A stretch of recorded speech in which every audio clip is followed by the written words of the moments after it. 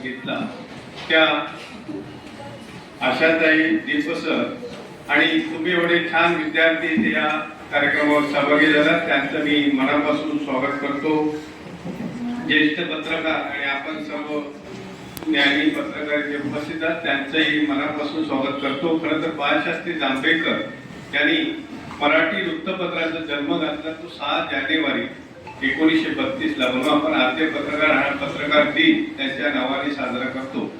त्यांचं गाव जे आहे ते त्यांचं गाव सिंधुदुर्ग जिल्ह्यामध्ये कोंबुर्ले तालुका देवगड येथे त्यांचं मूळ गाव आहे आणि जिथे आम्ही त्यांचं स्मारक उभारलेलं आहे सिंधुदुर्ग जिल्ह्यामध्ये ते सुद्धा सिंधुदुर्ग नगरी हे जे मुख्यालय आहे सिंधुदुर्गचं तिथे उभारलेलं आहे।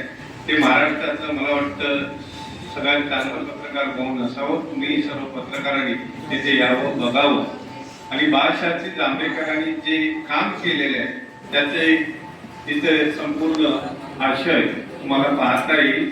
त्यांचं गाव जे सुंदर आहे कोंबुर्ल्याचं हे निसर्ग कोकणात मुळात निसर्ग सौंदर्य आहे। कोकणात असंख्य रत्न जन्माला आली त्यातले बाळशास्त्री जांभेकर आहेत। त्यांना मी तुमच्या सर्वांच्या वतीने मनापासून अभिवादन करतो आणि हा कार्यक्रम इथे आयोजित केल्याबद्दल या प्रशालेला आणि पत्रकारांनाही धन्यवाद देतो। तर पत्रकारिता कशी असावी याचं एक उत्तम उदाहरण बाळशास्त्रींनी घालून दिलेलं आहे। आपण म्हणतो अर्धा पेला भरला आहे असंही म्हणता येतं, अर्धा पेला रिकामी आहे असंही म्हणता येतं। तो भरला आहे म्हणायचं की रिकामी आहे म्हणायचं हे आपण ठरवत असतो आणि म्हणून या भरलेल्या पत्रकारिता दाखवणारी आमची पत्रकारिता आहे। कोकणामध्ये संपूर्ण कोकणची जी पत्रकारिता आहे वसईपासून सिंधुदुर्ग जिल्ह्यापर्यंत बाळशास्त्री जांभेकरांपर्यंत पत्रकारिता जो आशय आहे तो भरलेल्या पत्रकारितेचा आहे। रिकाम्यापेक्षा काय भरलंय हे दाखवण्याचं काम इथले पत्रकार करतात। म्हणून कोकण भूमीच्या या सुंदर अशा भूमीला एक सुंदर असं जे आशय आणि अवलोकन मिळाले आहे ते त्या माध्यमातूनच मिळाले आहे। खरं मग स्वातंत्र्य लढ्यामध्ये पत्रकारितेचं महत्व तुम्हाला माहिती आहे। मराठा वृत्तपत्र त्या काळामध्ये स्वातंत्र्य लढ्याची ज्योत पेटवण्यासाठी काम केलं ते लोकमान्य टिळक यांचं सुद्धा वृत्तपत्र होतं। वृत्तपत्राची ताकद मोठी आहे। आपण सर्वांनी समाज प्रबोधनाचं काम करावं या भूमिकेतून वृत्तपत्रांनी हे काम केलेले आहे। त्यात बाळशास्त्री जांभेकरांपासून आतापर्यंतच्या सर्व वृत्तपत्रांचा जो इतिहास आहे तो त्या माध्यमातून आहे। आताच आपल्या प्रमुख पाहुण्यांनी काही गोष्टी पत्रकारितेच्याही सांगितल्या।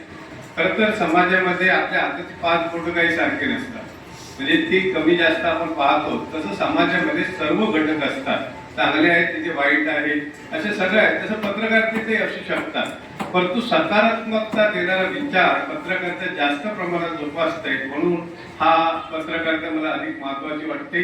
आणि तुम्ही करत असलेली पत्रकारिता ही त्या दिशेने जाणारी आहे। बाळशास्त्रींनी जी दिशा दाखवली त्या दिशेने आपण चाललो म्हणून या पत्रकारितेला अधिक महत्व आहे असं मला वाटतं।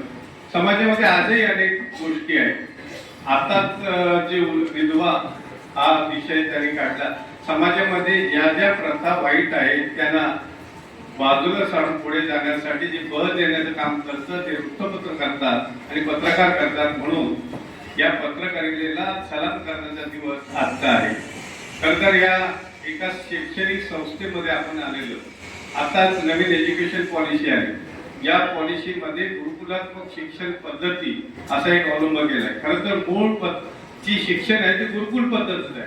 तुम्ही रामायणात द्या महाभारतात द्या ती गुरुकुल पद्धत होती आणि त्याच पद्धतीचा कुठेतरी अवलंब करावा असं आताच्या शिक्षण व्यवस्थेचा वाटतंय। ही सुद्धा एक सकारात्मक गोष्ट आहे असं मला वाटतं आणि ही शाळा त्या दिशेने काम करते म्हणून शाळेचं सुद्धा मी मनापासून अभिनंदन करतो। पत्रकारितेचं मूळ आम्ही शोधताना आम्हाला संजय सापडतो जो महाभारतात होता, जो महाभारतात जे घडलं ते सांगत होता आणि ते धृतराष्ट्र पाहत होता त्यांच्या नजरेने, म्हणजे जे घडलं तर सांगतो तो पत्रकार। म्हणून संजयची पत्रकारिता ही सुरुवातीची पत्रकारिता असं मला वाटतं आणि तीच दिशा घेऊन आपण आचार्य बाळशास्त्री जांभेकरांपर्यंत येतो आणि त्याच्या पुढची आपली जी पिढी आहे ती पुढे नेणारी पत्रकारिता आहे। मी सर्वांना मनापासून धन्यवाद देतो। खरं तर आता 1 वाजलेला आहे, सर्वांना जेवणाची वेळ झालेली आहे त्यामुळे जास्त बोलणार नाही, पण विद्यार्थी दुसरं होऊन पत्रकारितेत तुम्हाला खूप मोठं करिअर आहे। म्हणजे आपण म्हणतो आम्ही पुढे काय करणार आहोत, म्हणजे पत्रकारिता पूर्वी असं होतं, पत्रकारितेत पैसे मिळत नव्हते, पगार मिळत नव्हते, पत्रकारांची हालाकीची स्थिती होती, पण आज ती राहिलेली नाही.